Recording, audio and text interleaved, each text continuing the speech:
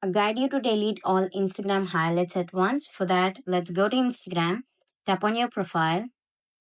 Here you can find all your Instagram highlights. If you want to delete all your Instagram highlights at once, that is impossible for Instagram. So we don't have any automated option or the selected versions for deleting all your Instagram highlights at once. But you can delete Instagram highlights of a single title at once. Let me show you how. So if you can go to the title, here I have three highlights mentioned for one title. So if I tap on three dots, I can go for remove from highlight one by one, one by one.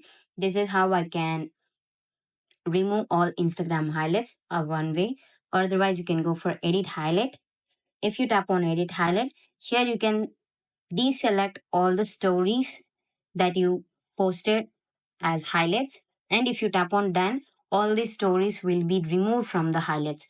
This is how you can delete all Instagram highlights at once. Thank you.